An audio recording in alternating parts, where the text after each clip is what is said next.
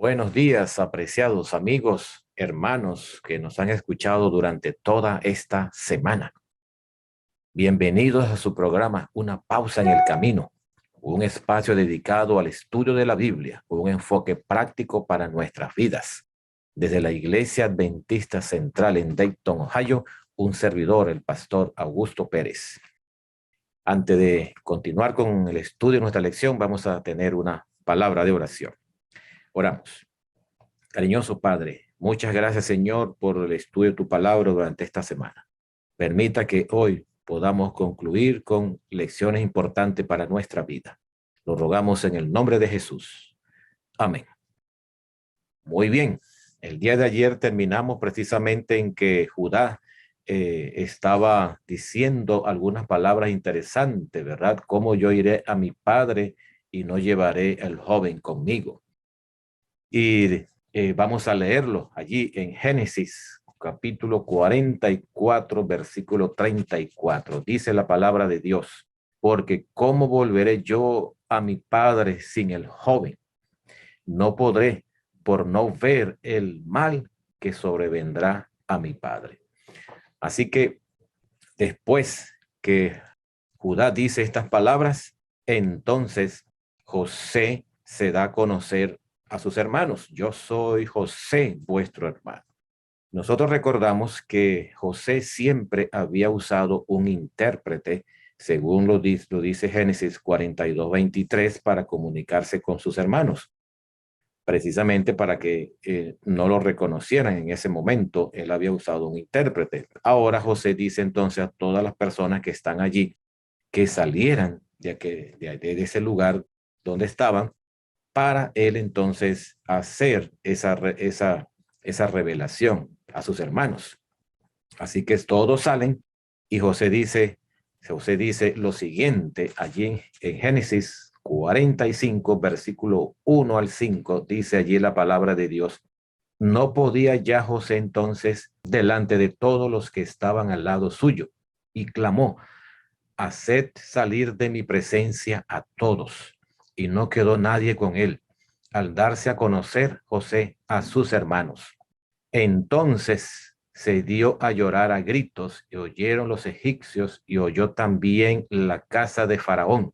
Y dijo José a sus hermanos: yo soy José, aún vive mi padre. Y sus hermanos no pudieron responderle porque estaban turbados delante de él. Entonces dijo José a sus hermanos: acercaos ahora a mí. Y ellos se acercaron, y él dijo: yo soy José vuestro hermano, el que vendisteis para Egipto. Ahora pues no os entristezcáis, no os pese de haberme vendido acá, porque para preservación de vida me envió Dios delante de vosotros. Los hermanos de José, entonces, dice allí el pasaje bíblico, estaban mudos y aterrorizados, porque hasta ese momento solo eran conscientes de la retribución divina de lo que ellos habían hecho, y ahora temieron, ¿verdad?, sufrir algún castigo físico por lo que habían hecho por parte de José. Y allí vemos que en ese momento, cuando Judas termina de hablar, entonces José ya no aguanta más la emoción y se revela a sus hermanos. Ahora bien, los hermanos de José entonces no podían creer esa noticia, estaban allí mudos, aterrorizados por toda aquella situación, y José tiene que decirle entonces por segunda vez José le dice: yo soy José vuestro hermano, el que vendisteis para Egipto. Entonces, cuando escuchan estas palabras, es que los hermanos de José creen en su palabra. Pero José entonces les declara: me envió Dios. Me envió Dios. O sea, José quería lograr dos propósitos con esta declaración. Me envió Dios. Número uno, José quería tranquilizar a sus hermanos en cuanto a su confesión de fe eh, para que ellos pensaran de que él no tenía malas intenciones con ellos. Y en segundo lugar, para profundizar su profesión de fe y una expresión de esperanza, porque lo que hicieron ellos era necesario que se hiciera para la gran liberación y la supervivencia de su posteridad. Por eso José les dijo aquellas palabras a sus hermanos: me envió Dios. Y esto es importante que nosotros lo podamos entender, porque en el capítulo 45 de Génesis y versículo 7 dice la escritura: y Dios me envió delante de vosotros para preservaros posteridad sobre la tierra y para daros vida por medio de gran liberación. Porque es que nada ocurre por la casualidad. Algunos dicen, no, que estuve buena suerte. No, la buena suerte no existe. Lo que existe es la providencia de Dios. Y ante todos estos acontecimientos, precisamente podemos ver la providencia de Dios para sus hijos, para esta familia, que precisamente Dios la iba a preservar porque era el comienzo de su pueblo sobre esta tierra.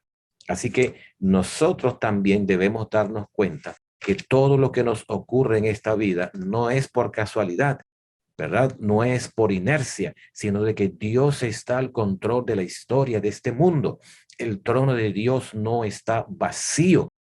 Dios está allí sentado dirigiendo a este mundo, aunque parezca que no dirige, Dios está dirigiendo este mundo, porque nada ocurre en este mundo sin que Dios se dé cuenta y Él lo permita. Así que entonces José le dice a sus hermanos, ahora que vayan por su padre, ¿verdad? Para que lo traigan a Egipto. Y dice el capítulo 45, versículo 18, dice: y tomad a vuestro padre, a vuestra familia, y venid a mí, porque yo os daré la buena tierra de Egipto, y precisamente la tierra de Gosén, y comeréis de la abundancia de la tierra. Esta era una tierra maravillosa porque era tierra de buenos pastizales, era tierra de riqueza, donde fluye leche y miel. Y tú manda a hacer esto: tomaos de la tierra de Egipto carro para vuestros niños y vuestras mujeres, y traer a vuestro padre y venid. Versículo 20. Y no os preocupéis por vuestros enseres, porque la riqueza de la tierra de Egipto será vuestra. Y el versículo 21. Y lo hicieron así los hijos de Israel, y les dio José carros conforme a la orden de Faraón, y les suministró víveres para el camino. Vemos allí entonces que cuando los hermanos de José llegan con toda esta comitiva ante Jacob y le cuentan los acontecimientos ocurridos en Egipto, Jacob no lo podía creer, pero cuando vio todos aquellos carros y caravanas y víveres y todas estas cosas, entonces Jacob acepta esta demostración visible como una evidencia de que realmente su hijo José estaba vivo. Y esto es suficiente para que el anciano Jacob entonces cobra vida y se prepare para regresar al encuentro de su hijo en Egipto. Ahora, la providencia de Dios se había manifestado de una manera poderosa y asombrosa. En conclusión, mis queridos hermanos, queridos amigos, podemos decir lo siguiente: para José era evidente la mano de Dios en la extraña experiencia que había pasado con él. Primero, el hijo favorito de su padre. Segundo, llegar a ser un esclavo. Luego, un preso. Y finalmente, un gran gobernante de Egipto. Todo esto ocurrió por la providencia de Dios. Pongámonos en las manos de Dios y veremos la providencia de Dios guiando nuestras decisiones, guiando nuestra vida. Dios nos bendiga para que esto ocurra en la vida de cada uno de nosotros, ahora y siempre.